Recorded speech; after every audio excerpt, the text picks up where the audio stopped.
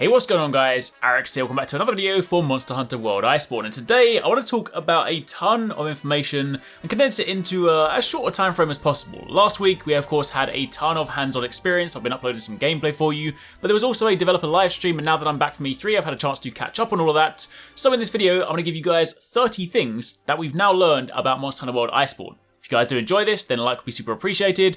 Comment down below if you have any questions, and of course, don't forget to turn on those notifications so you don't miss any of our upcoming Monster Hunter content. Now, starting off at number 1, we of course have Seliana. This is our base of operations. This now is a more compact base. It was essentially, narratively speaking, created in a hurry by the research commissions because they wanted to discover this new land, but in doing this, it is actually a much more compact, more convenient base, layout-wise. Facilities are actually a lot closer together, meaning there's less trekking around, meaning you won't have to go upstairs and up lifts to get to all the different facilities. You will be able to, in a very short space of time, walk around and get between the smithy, the resource center, your house, all the things that matter. In number 2, we have the housekeeper. This can now be accessed from the outside of your room, meaning that for things like Tail Rider expeditions, they can now be more conveniently accessed. It's one of those things that in the past, a lot of people used to overlook simply because you had to go into your house to do that stuff. So now you can speak directly to your cat just from a window outside. That means you're more likely to get involved. In number 3, you can now change your palico equipment outside of your house next to your hunter box, meaning that changing your equipment is going to be more convenient. If you want to swap out to some of those new tools for your palico, you can do that. Number 4, we have room decor. Now this one we haven't seen in game, but if you go to pre-order the game and you look at the details for the digital deluxe edition, it also lists that it includes one room decor item. Now in the past you've been able to place animals or creatures around your room, but you haven't actually been able to physically change the decor of your room. So if this means we have another customization element to actually customize the way our room looks, that sounds incredibly awesome. In number 5, it seems that the resource center and the Argosy captain have been combined. When you look at that in Seliana, you actually see at one station, the one that's standing by the Popo, there is a resource center and Argosy. So again, convenient, it's all in one place, so that's kind of handy. In number 6, we have gourmet vouchers. These are making a return. Number 7, we have Steamworks. Now this is a mini game that allows you to get useful items. You can see all the items on the left in this list, and you can spend fuel that you can accumulate throughout the game while you're on quests. And in doing so, in completing this mini game, you can then get a ton of useful items, including things like armor spheres. So this is going to be pretty handy. Not entirely sure just yet exactly how you generate the fuel. That much we'll have to wait and find out. But it is a new facility in Seliana, and it's something else for us to mess around in. Number 8, we have Dust of Life making a return. For those of you that are new in Monster Hunter World, Dust of Life is basically a mega life powder. It does the same thing, only it provides a much greater heal, so it's definitely really useful for those super clutch moments. Number 9, this one is super exciting. We have View Mode. This is kind of like photo mode. It's not quite a traditional photo mode because it doesn't freeze the game, but it functions in a very similar manner. You can go to the menu, you can access view mode, and this allows you to take pictures. You can turn off the display, you can make gestures, you can do poses. Effectively, it allows you to go around, take photos of things in the world, whether that be, things in the environment or your hunter specifically, and you can use this on a quest, but to be clear, because it's not a traditional photo mode, it doesn't freeze the game. So if you plan to use this on a quest and try and get a cool photo of you standing in front of something like a T-Rex, then keep in mind he's still going to attack you. However, very excited, and I mentioned on Twitter this morning that this, combined with something like the ghillie mantle, could mean you could take some exceptional photos, because obviously nothing is going to actually get in your way. They're not going to see that you're there. So I'm going to run around and be like a wildlife photographer wearing ghillie mantle, taking photos.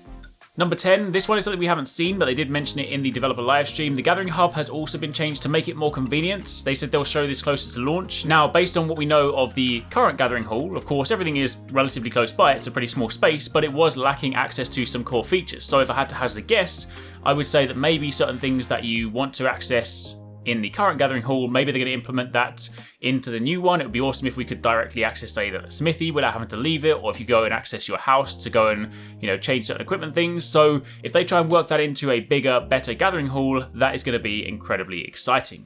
Number 11, there is now 2-player hunt difficulty scaling, better for 2 players. Now, of course, if you play World, you'll know that typically there is single-player scaling and multiplayer scaling. So if you go in a hunt with 2 or 3 people, then you're still effectively fighting a 4-player difficulty quest. They've changed that. There's another tier of difficulty in Iceborne, so now if you do go in as 2 players, it is actually appropriately scaled for you.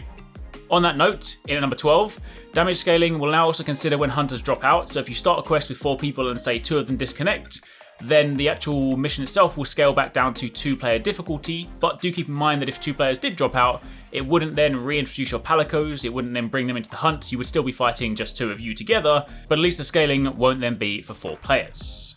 In number 13, mantles and equipment can now be upgraded.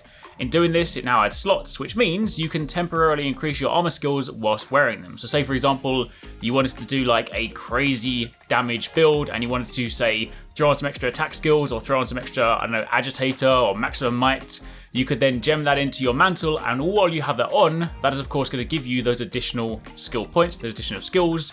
So that's going to be incredibly valuable for some of those big high damage runs. Also on top of that, thanks to some of the UI, I got a chance to see this while I was at E3 in the build. In number 14, there are now level 4 decorations. Of course, with the introduction of Master Rank, there are going to be new skills. I imagine some of the existing skills may get improvements. So we now have a level 4 slot to work with. So I can't wait to see what some of the new decorations are. No doubt RNG will still stop me from getting some of those, but either way, new level 4 decoration slots.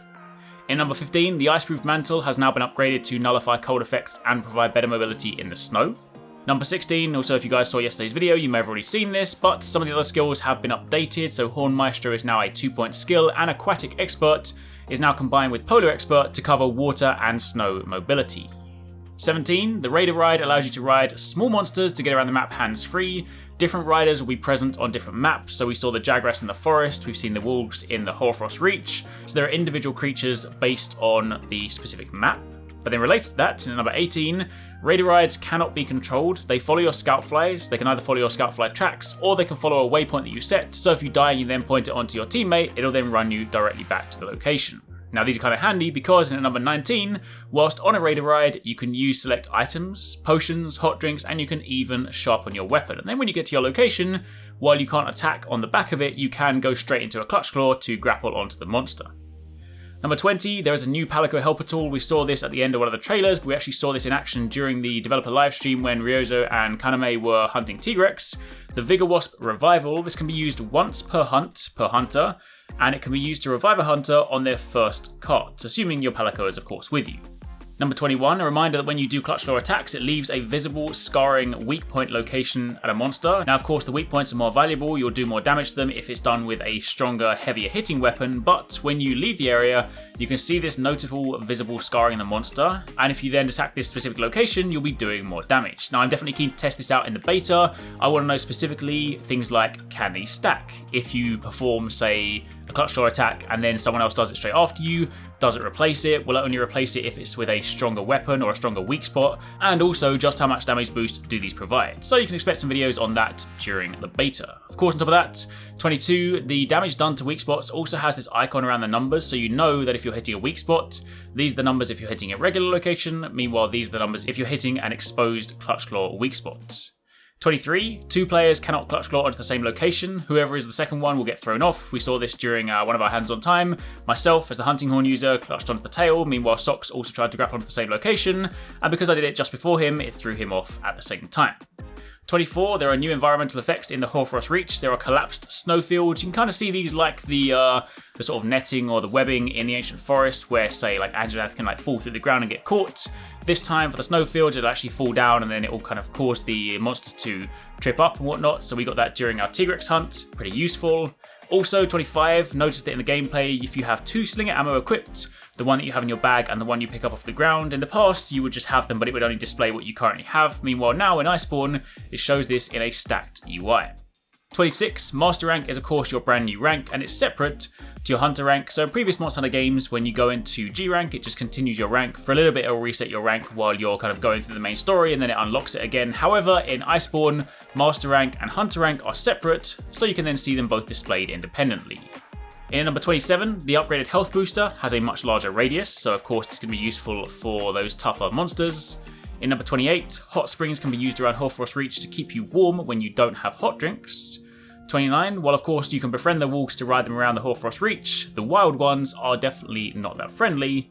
And finally, in number 30, the Grimalkin are also present in the Hoarfrost Reach as seen during the developer gameplay. So, there you have it. That's a rundown of 30 things that we've learned having seen the developer livestream and having gone hands-on with the game. So, lots more stuff to look forward to, lots more things I still have questions about, but for the time being, if you guys missed anything last week, that should get you caught up. I really hope you guys enjoyed that video. Remember to hit that subscribe button and also click on the little bell icon to turn on notifications so you don't miss my next upload. Also, don't forget you can check out 269 and Paradise Central streaming over on Twitch 6 days a week.